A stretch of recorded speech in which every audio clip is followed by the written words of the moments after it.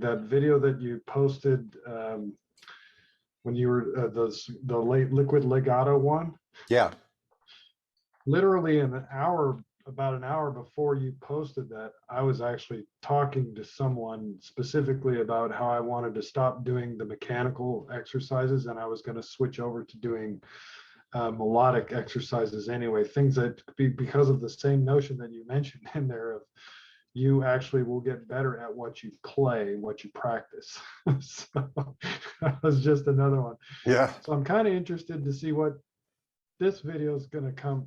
Well, it's about DAW and probably Mac, so probably not the same. Well, I really don't have questions. If we get questions, we can let them. I can tell you what I'm working on. Okay. Well, let me say something though, real quick first about this. Sure. We seem to be on parallel tracks or thinking along parallel tracks at similar times here. I am thinking that the part two, well, I called this part two or phase two because phase one was already covered by this other instructor, which I kind of picked up. It's a mechanical thing and there's some value in it. But then phase two is let's not do that too much. Let's actually use something that we can use. And so I showed one idea moving.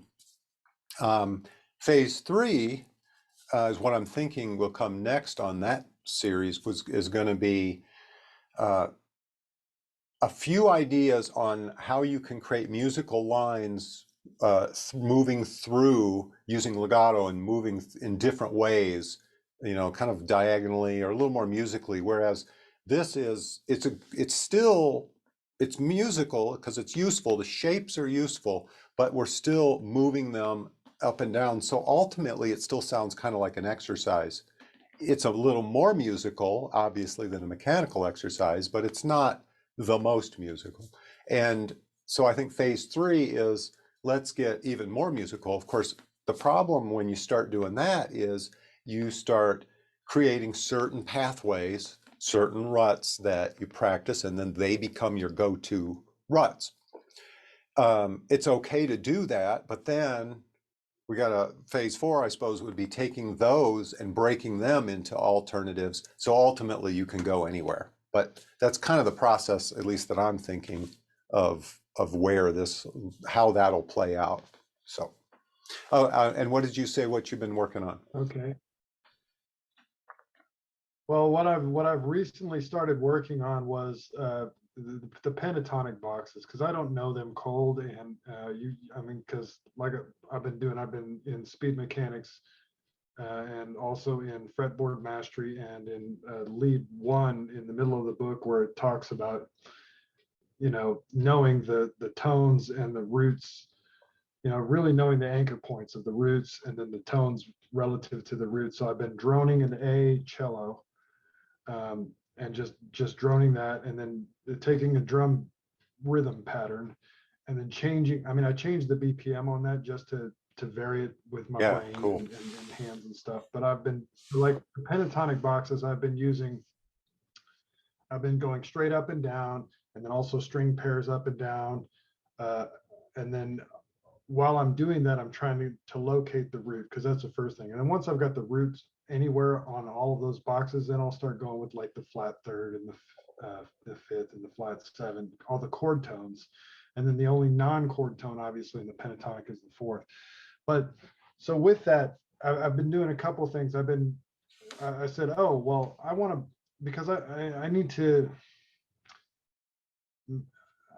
make sure that my practice time is as efficient as possible. So I want to handle also my alternate picking and my legato. My legato sucks, as we talked about before. So now I'm also doing the up and down and cross. I'm doing it with legato, and then also with alternate picking.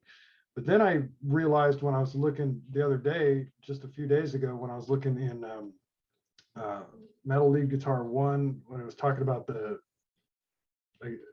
it's in speed mechanics, the cross string picking mechanics. Mm-hmm. I said, oh, well, and those were in the pentatonic pattern. I said, well, I'm going to start doing those with the boxes. So I'm doing those up and down. I'm also doing them sideways and all that. And then I plan on getting to where I'm doing like sets of 3 strings, you know. So right now I'm just doing up positional and then horizontal. And Cool. then, yeah, so I mean, basically, and then like with the speed drills of the stuff that I'm looking at right now, just song 2. Uh, uh, we've got that little legato run, the little hammer-on run that, like I said, I'm just horrible at. I could alternate pick that, but I'm not going to. I want to do the legato. But I'm actually, with all the speed drills, any speed drills that I'm doing, I'm now doing both with alternate picking and with legato. Cool. Or articulations, on pause and whatnot, so that I can exercise things, because the various different things are going to drill in the cross mechanics, the cross picking mechanics Right. too. Sounds good. I mean, yeah, so that's how I'm doing it right now. I think that approach is great. It's all about integrating all the patterns with the knowledge and getting your fingers to go over them, but also integrate them with the knowledge of where those root notes are. And then from that point, you start to notice certain regularities. You know, I think that it boils down to being able to see partial shapes. So, you know, it's fine to learn entire boxes. You know, that's a starting point. That's phase 1. But phase 2 is then you need to learn partial shapes. And when you start looking at the smaller pieces of these scales, you start noticing, like, from a given root, there are basically 3 different paths off of a given root. You put your 4th finger on that root and then move kind of this direction on the neck. Or you could go straight across in a positional shape, or you could move this way kind of diagonally from that note. And it's the same scale, but it'll have 3 different looks, you know, 3 different patterns. And you want to learn each of those patterns for each of the different kind of scales. So, and that sounds really hard, or sounds like it's a lot, but it's kind of not really, because there's really only, if you're looking at small chunks, you've got the lower, what's called the lower tetrachord, the first 4 notes of a scale. And basically there's only 2 versions. There's major and minor. Now, Phrygian is a little altered minor, but think of it as just a slight alteration. And then, like, Lydian is a slight alteration of major, but basically it's the 2 camps. So if you get those 3 areas off of major and minor, and you get those drilled in well, and then you can also do the reverse direction from that note down, from that root note down, again, just the upper tetrachord. Then, you know, you've got your major, you know, 5, major 6 and major 7, and you got your minor, flat 6 and flat 7. And you've got some variations of that, but again, two main camps. And then at that point, everything actually starts to look real simple, because you start seeing those same things over and over, you know. And so I think you're totally on the right path there. Sounds great. Just kind of keep drilling it in. And if you can, I think what you're talking about too, double dipping, you know, where you can practice your ear training and your scale and your legato, and, you know, it's like, well, that's super efficient. It's just a smart way to practice. So I'm totally, I feel like you're getting it, and you're getting the. That's what I finally came up with after what we've been doing up until this point. I'm going, okay, that's what I'm going to focus on this year, because I want to handle all of those points. And I'm like, well, a lot of times I'm like, okay, well, I've handled this one, and then I run out of time, and then the next day I'm like, well, I want to take on this. And so boiling it down to where I can knock out all those, and doing it with the like I said, I found a cello drone off of YouTube, and it's, you know, great idea. Yeah, doing it with the drones and the drum patterns and all of that, so I could keep tapping my foot and doing all of that, you know, because I'm also I mean, continuing to refine the internal rhythm, and counting and all of that, just to put everything all into one. It's not double dipping, it's quadruple dipping. Yeah, and it's actually effective, and I'm enjoying it every time I do it. I put on a timer and then I run out of time and I'm like, wow, I still want to go another hour or two, but I can't because I got other Yeah, things I got to do. yeah, So I'm finally at a point where, and then that's what I intend to do this year is cool. I want to master the fretboard, because the mechanics, before I was only working on mechanics, just trying to get my, especially my picking speed. I want to be John Petrucci. I really didn't, but I wanted to be able to play whatever he could, which is mostly alternate picking, crazy stuff. But at this point, I'm like, no, the theory I really, really, really, really, really want. So it's the This is the year of mastering the fretboard. That's my goal. Cool, cool. Yeah, that kind of made me think of something else too that you were just saying. This idea of practicing efficiently by kind of bringing everything and practicing all aspects simultaneously. Um, a lot of times people will ask, oh, what should my practice routine look like? I should work on scales and I should work on this. And this notion of everything separate is kind of a flaw in thinking because ultimately everything comes back together. You need it to come back together and you need to practice the integration, not just the separate areas. And this is a problem I've seen in a lot of people that try to teach or write books. They want to approach teaching guitar as first, let's talk about the staff. Let's learn how to read notes. Let's learn about the circle of fifths and let's learn about key signatures. And then let's learn about intervals. And then let's learn about rhythm. And then let's learn about this technique or that technique. And that's not how you learn. You know what I mean? And that's not going to result in an integrated ability to play anything you want to play. So this is really, I just think you articulated very well and hit the nail on the head of what I've been trying to get to teach, really, because people will talk about wanting to learn by subject, and I keep saying, no, no, no, it doesn't really work that way.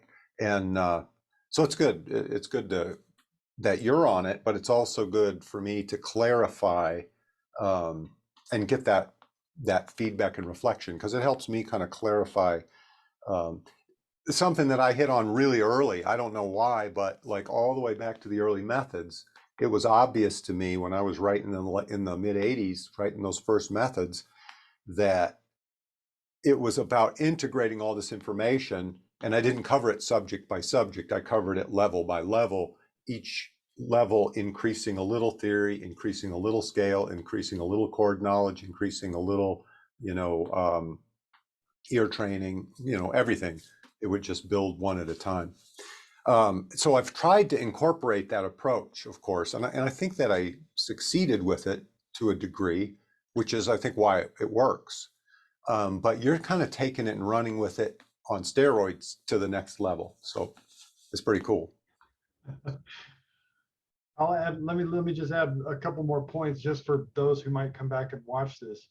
In addition to like cross picking mechanics, so I'm not just mechanically going up and down and sideways too. I'm also breaking it up by doing some sequencing through some things and using rhythm phrasing too. Like you take open fire, for example, and dot dot dot dot dot dot dot dot. You put those phrases in as you're going up and down and sideways. I mean, there's just so many variations that's why I say I run out of time and I'm like, there's a lot more I want to do. And That's a I great got to place wait to till be. tomorrow.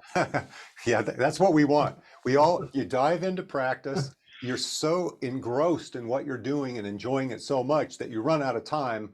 That's kind of the way to live, isn't it? Just loving what you do, yeah. And getting something out I'm of it. having a great time.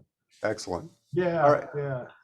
cool. Okay. Well, Tony, what have you been up to? You mentioned that you've upgraded recently, so I'm curious Yeah, if you want to add any more to that, but it was. I also, use Digital Performer. okay, Oh, sure. I'll just add. I use Digital Performer as my DAW, and I have there's a studio back here, and I quit recording for quite some time because I was tired of recording other people's stuff and not mine. And I so I get said I'm going to learn to that. play guitar Been there, done that too. And yeah, and so I don't want to record anybody else's stuff unless it's really super awesome and not a waste of my time. Little kids singing the national anthem, nice for the parents, but not what I want to do with my time. And so I said I was going to learn guitar, and in the process, I've discovered that a studio built to record other people isn't necessarily built to record me. So I'll give an Yeah. example. I have a bunch of plugins. I have all the cool facilities that you need to run a studio, but you start Digital Performer, and it'll kick off, 5 minutes of plugin queries and understanding the plugins and the sound environment. And I was driving home this afternoon. I figured out a way around it, but I have a tool called Twisted Wave Lite. It's cheap and free, maybe off of the App Store on the Apple side. It doesn't activate any plugins, so I can just set it up to record. And Mm-hmm. so let's go back to what I've been up. I've listened to your 5 big mistakes most intermediate guitar players make video, like, I don't know, as many times as you have views on that video. That's That's me. you. I've been watching it. That's me. All right. And so I said, these are the mistakes I make, and you made it clear. The reason why you're here and taking these lessons is because you do make these mistakes. So I built this shareable document. Janis has seen it, about smart goals to attack every one of the 5 mistakes that we make. And you can go click on it. I'm not going to read it aloud, but the point is, I'm like, okay, so what Kevin was saying about rhythm and timing, making sure I tap my feet. I've got the recording every one of my sessions. Um, cute tricks like, um, when I notice something, I try to stop what I'm doing, reset, and go back and do it, quote, better. So, for example, if I find that I'm not tapping my foot, I'm like, what am I doing? So restart the whole thing and get the flow in it. And the great thing is now that I know how to play with a little bit of rhythm and tapping my foot, I can feel it in your own songs as strongly as they're there. There's a pulse to every one of these solos, and I'm like, I'll just keep doing it. So that's what I've been doing. So in addition to all that stuff, I've been tracking Here, let me what let I me do with my let me jump time. in for a Sure. second and just say one thing about the pulse. Um, that's awesome. Excellent. I just want to say something because as I've been uh, finally gearing up to do the final videos for Speed Mechanics 2.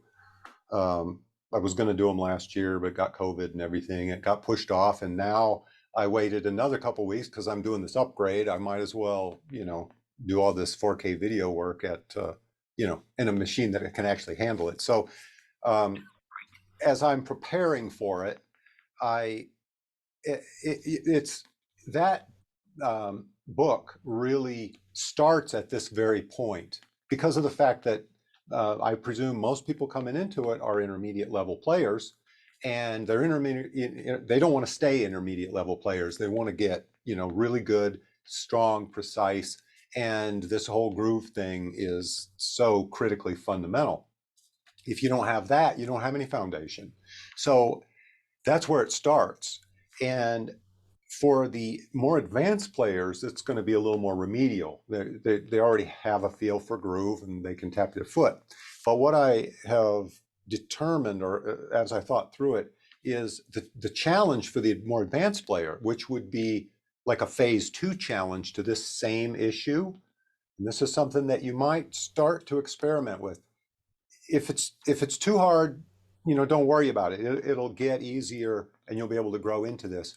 But once you can start feeling pulse, okay, and you can tap your foot, you have independence between the limbs. So your foot can keep moving, even if you accent against it with your hands. Great. The next stage would be to start to sway a little bit with a bigger time pulse, meaning instead of just going 1, 2, 3, 4, 1, 2, 3, 4, good. 1, 2, 3, 4, 1, 2, 3, or even 8. 1, 2, 3, 4, 5, 6, 7, 8, 1. Now, if I can sway a little bit I'm now doing cycles within cycles. I'm doing the pulse, and I'm also kind of between the accent, I'm feeling this bigger flow. That's called big time. Like drummers are more into this sort of thing. But a really good drummer will have the ability to have all the individual pulse, but they'll also feel big time, and they'll communicate that. That's the next step up in group. So anyway, I just want to put that out there because I've been thinking about it, and just so you have an idea of kind of where that's headed. Okay. Anyway, back to what you were saying. Okay. Yeah, for everybody else, that's really powerful. For me, I have a crazy situation. My mom was a concert pianist. She taught me big time from the first time I hit a key. Don't tap your foot. I'm not a great pianist. No, no, sir, not that. No? 1, 2, 3, 4. No, sir. It was 1, 2, 3, 4. 1, 2, 3, 4.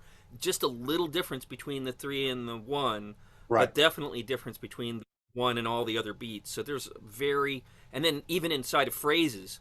So I loved her for that little gift, and I don't hear it so much in rock and roll. Well, but I'll be glad to throw it back in. Okay, so here's the crazy thing. That music evolves, and coming from being a concert pianist, she's coming from an older school of music. But here's even rock actually uses it, except we disguise it. What was novel about rock when it first came out in the 50s was the backbeat rhythm, meaning snare on 2 and 4, because the snare was strong, and the thing that was cool about it is that you put a strong snare on the weak beats, and that turned rhythm on its head, and it made rock sound totally different than everything else. The problem is now we grow up and all we listen to is rock, so we listen to strong beats on 2 and 4, and we lose the notion that really it's the kick on 1 that drives the phrases. And that's part of why people have trouble. One of the things Kevin was talking about was playing rhythmically and sort of feeling phrases. Even if you understand all your relative pitch and you know your scales, it's going to be really hard to come up with musical ideas if you don't feel phrase length. And you won't feel phrase length unless you get the strong underlying start on 1, even if you play it as a rest, so you like a blues phrasing, they often don't play on 1, they play after 1, so they let the band set 1 and then they play against it.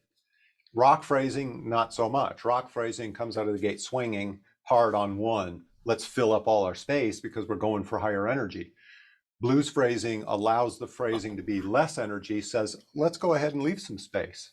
It's okay to leave space. I don't have to fill every nook and cranny with energy, So it's a different stylistic approach, but it's all coming out of what you're talking about. It's all coming out of phrase length. And until a person gets that, what you're talking about, strong 1 to less strong 3, 4, until you feel it like that, you can't kind of do what I said, which was feel entire phrase lengths. And when you feel phrase lengths, guess what? It's super easy to create melodies, just improvising them, and you'll know where the end of the phrase is because you feel it, and now you're coming back to 1. It's also critical to be able to do note cramming licks, which are a more advanced technique where, I might be playing along and then I'll just run around a pattern or whatever as fast as I can. I'm just cramming the notes in there. I don't know whether they're sextuplets or 7 notes or 8 or 9 or 10. It doesn't matter. You just play them as long as you come out on your feet at the right time. It's all cool. It's all cool. So, but you can't do that. Yeah, that's the solo to Warpigs. Yeah. There's a lot of that. Solo in Warpigs where Iommi he's just cramming notes in there, and I couldn't feel any time to it. It was just like I'm like, okay, that's got to be he played as many notes as he could. I've never heard the phrase note cramming. I'll accept it, and that's awesome. Yeah, So and note as he cramming, does that though, here's the cool thing about it. If you do that without a good sense of phrasing under your belt, it's going to sound bad.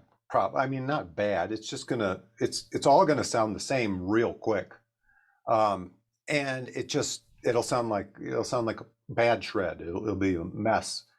On the other hand, if you do it with that sense of phrasing, he can still come out and accent important points on time. So there is time in it, even though he's kind of ignoring it for a moment. He's coming back to it, and that's what makes it really work. right? Cool. I When I kind of looked hijacked at our the conversation. Your Guitar Pro transcript, say again. keep it. I totally loved it. I said Okay. keep it. Oh, When I was okay. looking at the Guitar Pro Guitar Pro rendition of War Pigs, and I know you did the Black Sabbath book. I just got that in the mail, so I haven't had a chance to go through it. But when I was looking at the Guitar Pro rendition of that solo, I could plainly see where he did some licks that were note cramming and some licks that seemed to be designed to get him back on time. Mm. Hmm. And it was all in the note cramming. So it'd be like a bend, hammer, pull, bend, hammer, pull, bend, hammer, Hmm. and so that's he could I could clearly hear him getting back on time, so that when he was done, he ended up, and then the next note that he could play that wasn't a bend, hammer, pull was right there, like a big crunch kind of hit on the one. Hmm. And so Hmm. I saw all that. And then there was one more thing that I wanted to jam into here. You said you need to figure out ways to get in more playing situations, and Mm. I woodshed a lot, like Kevin does.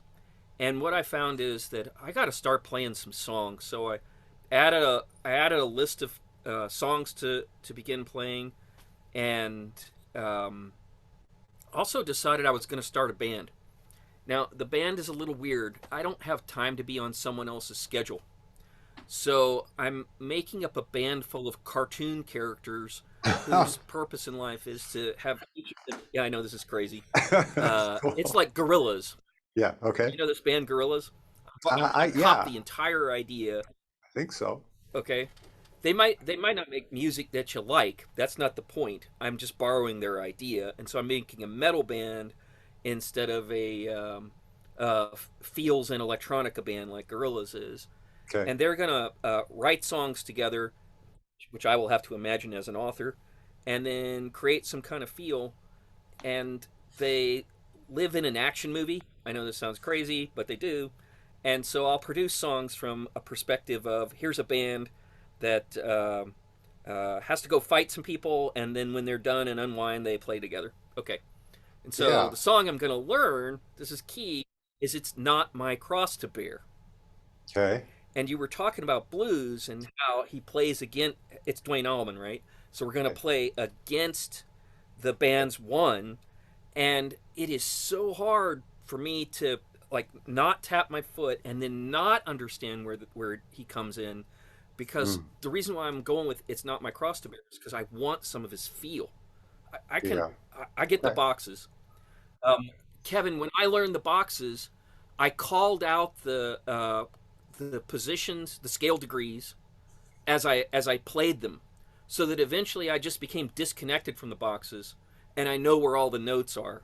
So if you say like one minor third, or 1 7, or 1 5, or 1 4, depending upon how you're moving up and down the fretboard, you say those things, you just become disconnected from the boxes, and I don't care anymore.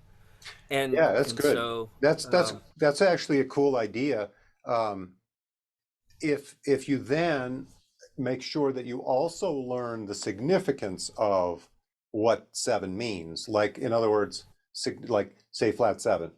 For example, you have to know that that's in the minor scale. You have to know it's in also the dominant. It's mixolydian. It's in the dominant arpeggio. It's in a minor seventh arpeggio. And when you know all those structures, then um, all of those significances of the things that you memorized takes on greater meaning, and now you can move Yes, sir. in any direction from a flat seven. You know that you're on flat seven, and you know that it's in this structure or that structure. You know what those structures look like. Well, you could do those structures just like that.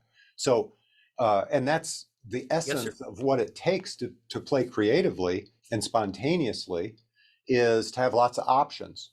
So that's a path. What you just articulated is a path to all of those options. Yeah, cool.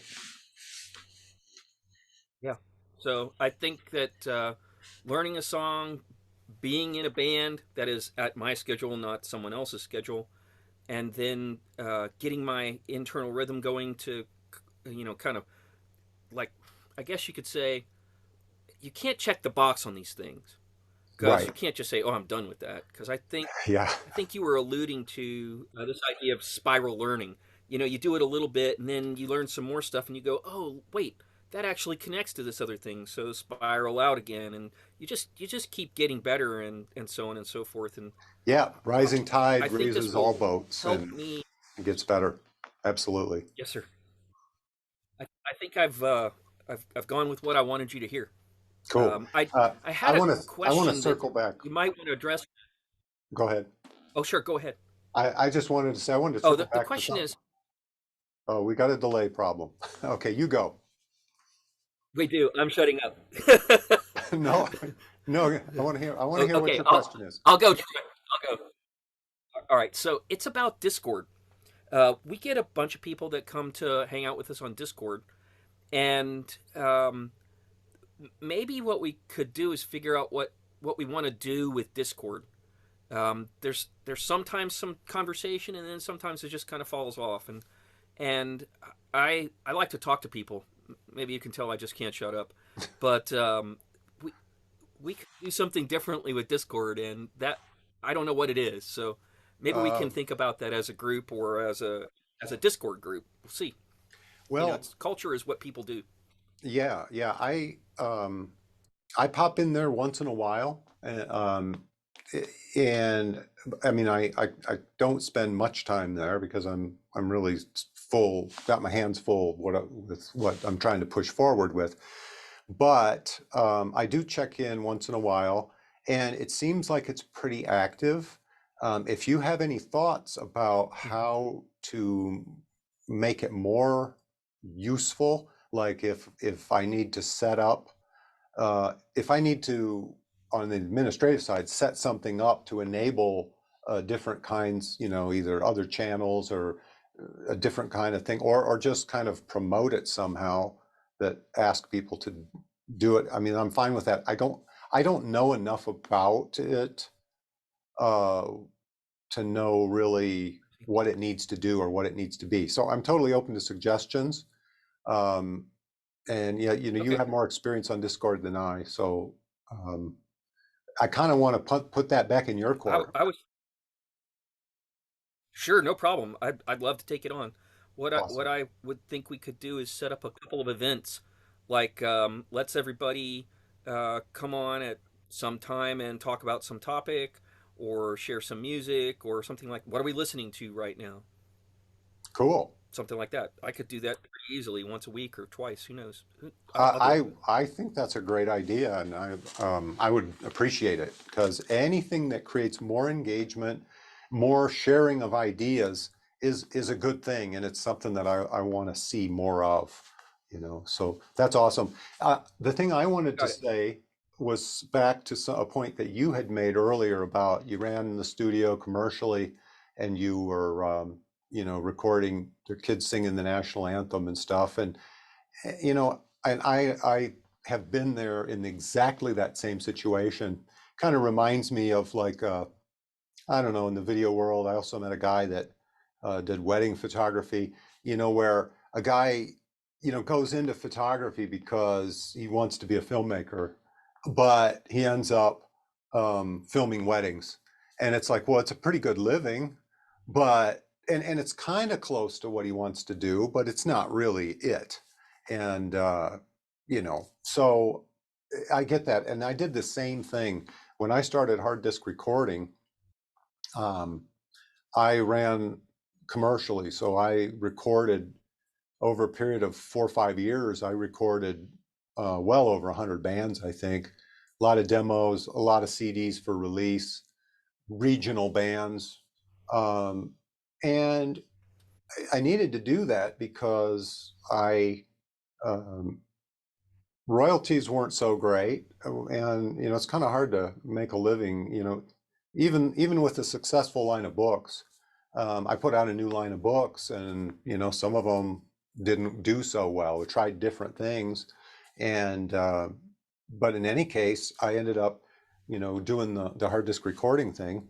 But I couldn't afford to build a studio, get it all the gear and get it running and just do my own stuff, you know. So I had to, as a necessity, produce other bands, and I did that for a couple of years. But like you said, it gets old after a while, and so finally, the situations changed, and I was able to, go ahead and stop doing that.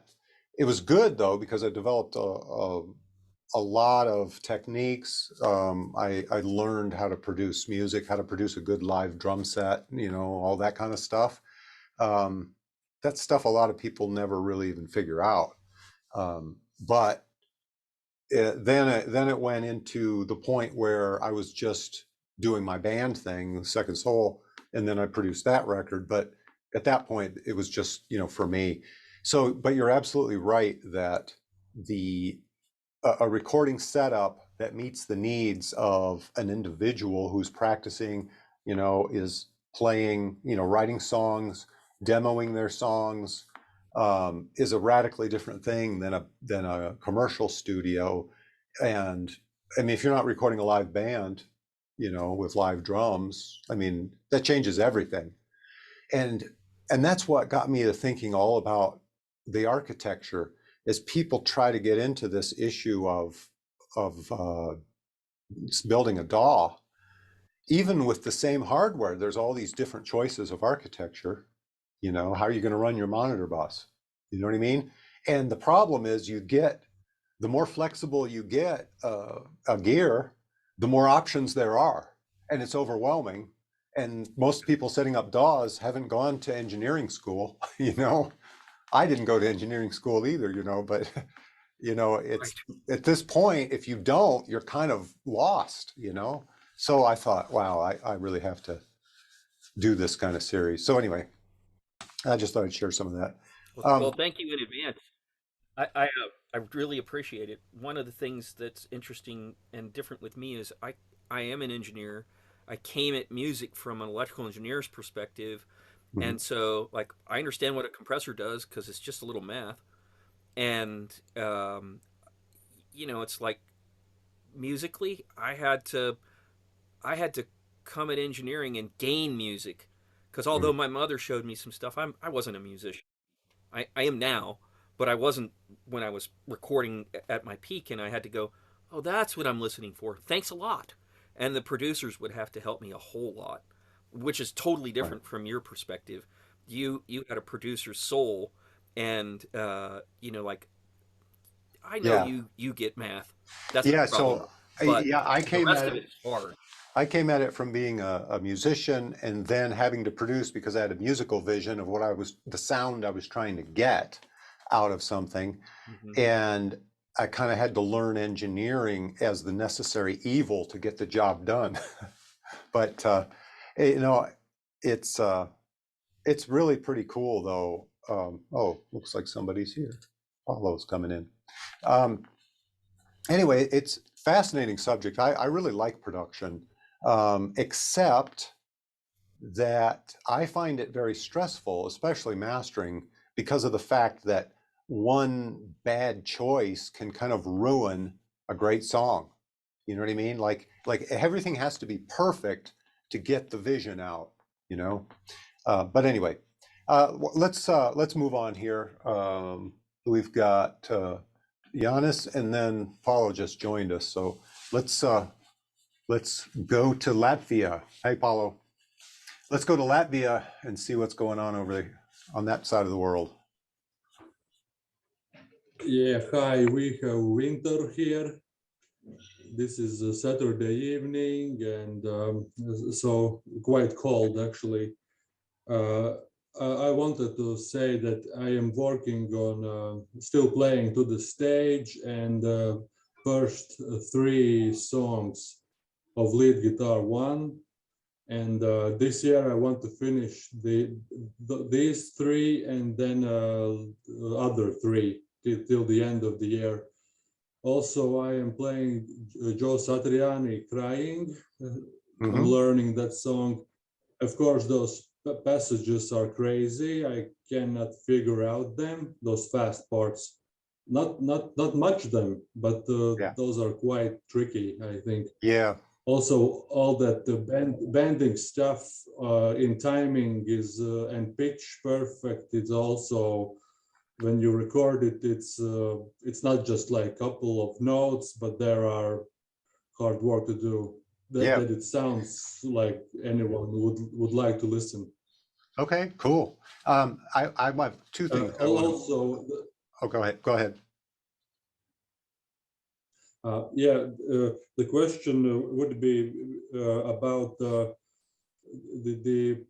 noise of interface. Maybe I put my guitar in plugin in computer in interface plugin, and I have really nice distortion tone and with delay, but it's quite noisy. It's like phone or the noise. How to reduce it? Maybe some advices. The waterfall effect. So of course that is a byproduct of all the gain, and that's completely normal. And there's a couple things you can do to reduce it. Now typically what we do in the old days is you'd have a noise gate after your distortion pedal. And ideally, you don't have so much gain that you have so much noise that the noise gate can't tell the difference between whether it's a note or whether it's this noise floor. So if you have, if you have enough dynamic range between the noise and the note, you set the noise gate in between there and you're good. You stop playing and it stops. The problem, of course, with a noise gate in the classic sense is that if there's a lot of noise, you have to set it so high that it will clip off notes if you're going to play lead. So there's a couple of things you can do to deal with it. One thing that I got a habit of doing when I was playing years ago is anytime I went to play a rest, bang, my hand would just hit the volume knob and knock it off, and then it would come back on. So it would be this constant motion on and off with my volume knob. I remember the first time I saw Whitesnake live, they were touring in support of, Quiet Riot. Quiet Riot had these big hits out. They were headlining their own tour, and Whitesnake was a brand new band before all their hits. Well, actually, I think they had one hit on the radio at the time. And that guitar player had this huge amount of gain. And I saw him doing that every time. I'm like, oh, well, he's doing the same thing, It's kind of the natural solution. It's kind of hard to do, though. The next step I got when I was doing the recordings for Metal League Guitar, if you've watched the tone video, I showed that distortion pedal I had that actually had a pedal on it, and it would control the amount of gain. So the beauty of that was I could do it with my foot instead of my hand, so I could play, and anytime I wanted to rest, I would just back it off and it would clean it up. It would clean it up enough that it wasn't super noisy. And after that, going into, let's say, a recording console, you could run a noise gate on it if it was a problem and totally clean it up. The other thing, of course, is you could run a noise gate and run it high only when you are playing rhythm.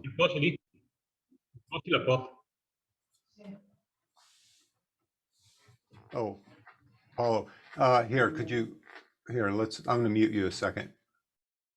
Okay. to finish this up. So you can play rhythm, and you'll have that noise gate on, so it quiets it nice. That's necessary for really intense, if you're playing metal and you want a strong hit, it's only as strong as the break. So if the break is noisy, it destroys your impact. So you need silence. So you can do that live, and maybe and if you have a modeling amp, you can set your gain maybe at different patches at different levels. Then when you go to a lead line, you turn it off so that it doesn't kill your soaring high notes. But then, of course, you deal with it the other way if you do have a rest. So there's the number of ways to deal with it. Another way to deal with it, sometimes I do this. I live with the noise and I record with the noise, and then I go in and I edit, and I literally chop out and delete those little snippets of rests in a mix so that it jumps where I need it to jump. That works fine for recording, but of course, it's not much help live. It's another way to go about it. There are units called the hush units. They're called they're called smart gates, and they don't exactly just have a simple cutoff. They'll kind of diminish hush, they'll quiet the waterfall effect, but they'll also allow some notes to go in between. I don't really like those very much because they also suck out some of the high frequencies when you're playing. So not my favorite thing. But anyway, there's hopefully that's kind of a solution. The other thing is, if the noise is not the waterfall, but the noise is RF noise coming through your pickups, that's also a different kind of noise. If it's a single coil pickup, even worse. The solution there, get yourself a stacked humbucker that's a single coil window. It'll still sound pretty much like a single coil, but you'll get cancellation of the noise. You can also investigate what's called a dummy coil. You can have that added into your guitar, which can do a similar kind of thing. That's what I have in the Demas guitar, has a dummy coil. It has to be tuned right though to match the gain of the pickup, and I think mine's is off a little, so because it's still a little noisy. So that's a problem with the single coil, but that's kind of a different problem. Anyway, there's a whole bunch of information about that. Two other things I wanted to say about your goals. Of course, I put that up, and we're talking about goals in the new year. That's great. I know you guys probably all know this already, but every time I just think it bears repeating that it's great to have goals so that you know where you're headed. But the goals, I think, at least for me, that work best are goals that I can break it down to today. So in other words, I have the goal that I want to play this solo by the end of the year, or I want to play, get through this book with all these solos by the end of the year. But what really matters today is, what am I going to do right now that's going to move me toward that goal, and make that my goal. I'm going to practice for an hour today, or instead of an hour, I'm going to put in an extra 20 minutes, that kind of thing, because that's actually the decision that gets you to your goal, So anyway, that's the one thing I wanted to say about the goal. And the other thing I want to say, you're talking about Joe Satriani. I did the recording for a Joe Satriani Siglix book that Dale Turner wrote years ago, late 90s, I think. No, maybe it was early 2000.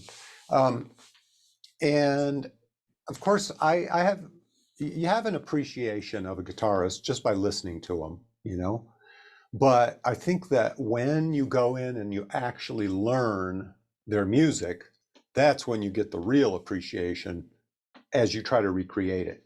And I had learned some Joe Satriani, here and there, was given lessons early on.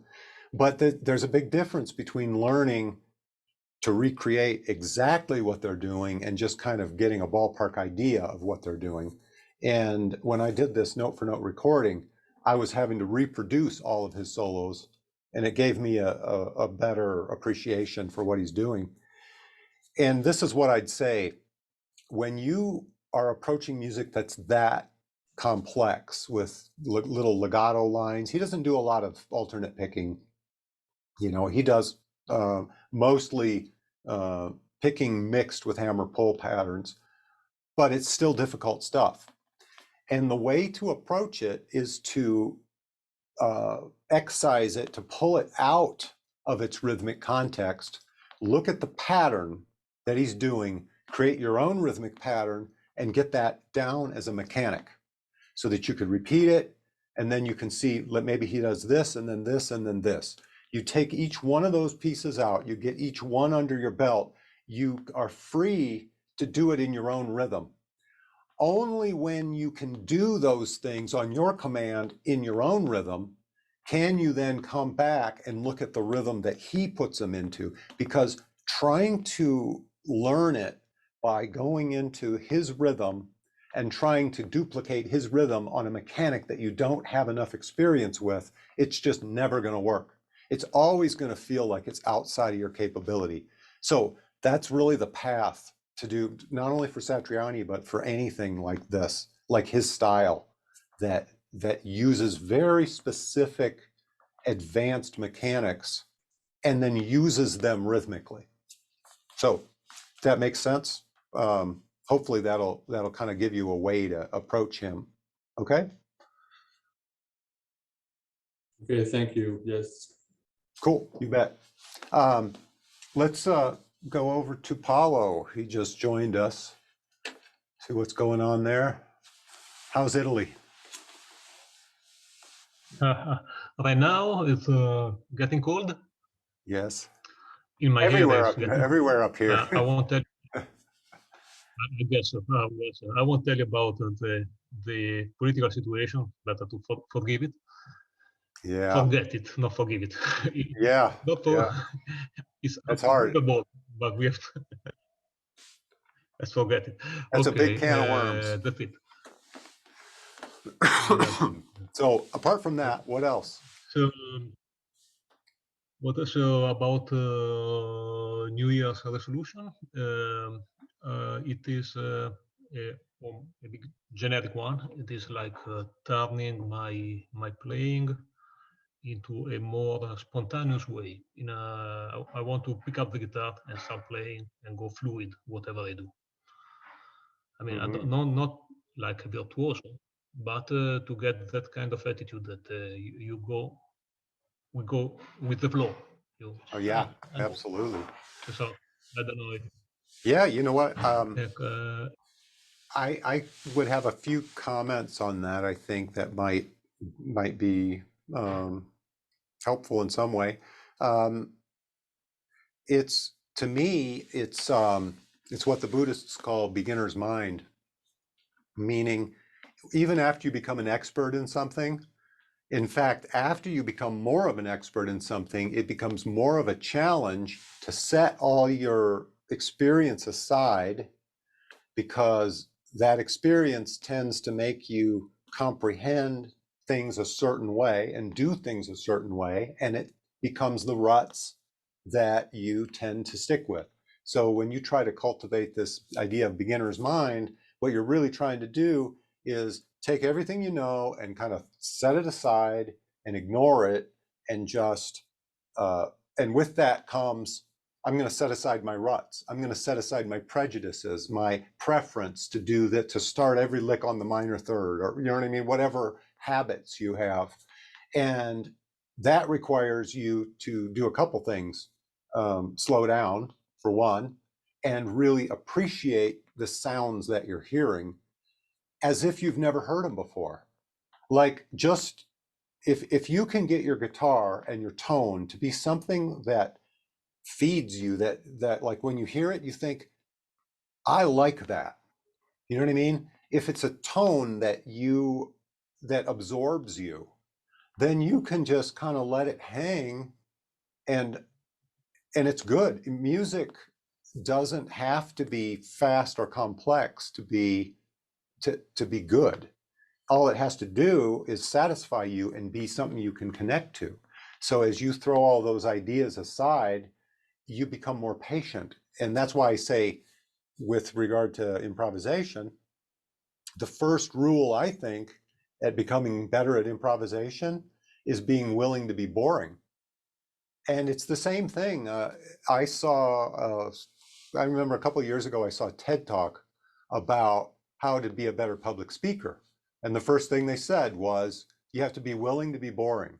You don't want to have to be, chasing some perceived idea of how good it has to be, or how quick or how engaging you have to be. You have to be willing to hold your ground and say, you know what, if I want to express a rest, I'm not going to do anything, and that's okay. And then, like, do what Kevin has done, which is you get a drone. He says he's got a cello drone, and so it's a drone on you just let that drone go. You put on maybe a repeating drum pattern so it keeps time for you, and you allow your mind to create melody and allow it. And maybe sometimes it gets fast and maybe it becomes a lick, but maybe it doesn't. You know what I mean? And you just enjoy the exploration of what kind of new structures you can create. And if you do that for a while, I think you can't do something like that and not get better at it. The more you do it, the better you get at it. And I'm quite convinced that it's a different part of the brain is starting to function, is starting to predominate. Different neural networks happen when you are playing a predetermined melody. So anyway, all that to say, Okay. do it. Ah, That, I what do you can think say about that Go ahead. about this. Yeah. No, I just wanted to tell that I really liked your that song Occam's Razor from your Okay. speed guitar too. Cool. Thanks. So really nice, great song, and nice solo, and Yeah. all of that stuff is very good. What I try to do is I have some kind of a vision or a feel for something. Like it's not just about a riff. It's about the way the riff and the tone and the whole band. I generally, whenever I've written music, I've always heard in my head the whole thing. Some band members don't care for that. Of telling the bass player what to play. But it is what it is. You got to find whatever works for you or whatever. But at the same time, I'm also open within the vision that I have. I'm open to, if somebody else comes in and they have a bass line that's different. When I was in Second Soul, for example, a lot of times I would say, "Oh, that's cool. I like that idea even better than the idea I had. It works." But anyway, when it comes to a song like that Occam's Razor thing, I wrote the riff because it uses certain techniques that I never would have written something like that if I wasn't trying to write something with funky string damping. That's kind of the point of it. So it's for that technique. But then I'm listening to that riff, and it's kind of like a little bit of a kind of a 70s, a little bit of that funk feel, but it's kind of a rock feel. And then I ended up kind of adding some electronic elements, and that's one of the things that I like to do, is to take a little bit of this element and a little of that element, and then see if I can bring them together and create some whole that has those bits and pieces. So because I think with composition, that at least what I like to do with it, is you have to have one foot in the past and one foot in something new. If everything you're doing is just, I'm playing in classic metal style, well, it's so well defined. You do the right tone, you take those chords, those kind of progressions and those kind of techniques, and you change the rhythms, you're not really creating anything new. You're just rehashing those elements, and you're creating a new song, but it's stuck in its own style. Same thing with, like, somebody could write a jazz piece. I could write a piece, somebody could write a piece like Bach or something. Well, what's the point in that? Because he did that 500, 400 years ago, So on the other hand, if you want to move forward, here's the thing though, if you try to put both feet into something brand new, it will not be understandable, or people won't get it. People will have no familiarity. It will not be accessible to them. So you kind of want to split the difference, but there's a lot of ways to split that difference. You can do it the way I did in that song, kind of a guitar element that's kind of old school. And that's why, by the way, I did this solo the way I did in that song. That solo, the tone that I picked, kind of made me feel like 70s. Now, the technique wasn't quite 70s, but it was kind of leaning back. It was retro in a sense, so it kind of worked. And then it kind of inspired me as to play that kind of a solo. But anyway, that I always think of it that way. I think of one foot in the past, some elements in the past, and one foot in the future. One of the main elements that I try to go for that is past, technically past element, is something that is just melodic, in the sense that it's an accessible melody that even if you're not a musician, you hear it and you think, oh, I get that. You know what I mean? And it's pleasant somehow, memorable. And so I go for that. A lot of players don't, there's no laws. And rap is the antithesis of anything with melody. And there are other ways to create memorable hooks and lines. I like some rap. I like some of every style, frankly, except jazz. I have to say that. Although I suppose even there is some jazz that I dislike more than other. I'll put it that way. Some of it's almost palatable to me. But anyway, I think that's true even in an established style like blues. Stevie Ray Vaughan, he brought something new to it, I think. And other players, Kenny Wayne Shepherd, they'll bring Joe Bonamassa. Even though the style is very retro, they'll bring an element to it that is something new, something that's a little bit different. It's a little bit outside of the old box, and that's what makes them. It kind of makes them notable, puts them on the map. All right. By the way, Paulo, did you have any follow-up? Any thoughts that you wanted to add back in? Because we diverted. Okay, no, I appreciate very much your answer. Very interesting about the Buddhist parallel and the Buddhist mind you can put inside your musicality. So that's okay. I Cool. appreciate it. Cool. Yeah, if any of you are interested in pursuing that a little more, you can just Google it or whatever. And there are, it's a rabbit hole with lots of ways to practice that, But I think any way that anybody practices more of that, which is more like mindfulness, being in the present moment, instead of being in your head and thinking about what you're going to do next or what you just did last. All of that stuff is totally in line with improvising well. In fact, I would say that improvising in guitar is a kind of meditation. It's a kind of mindfulness training.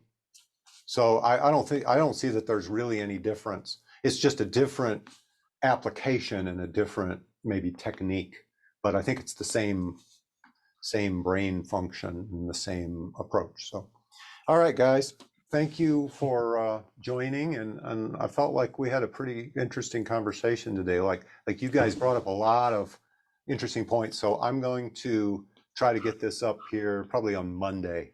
I'll get this video up. All right, thanks for contributing, and I'll see you guys next month. Bye-bye. Bye. You sound a lot better, Troy. We're glad you're on the mend. See you Yes, soon. I'm finally over COVID. Thanks.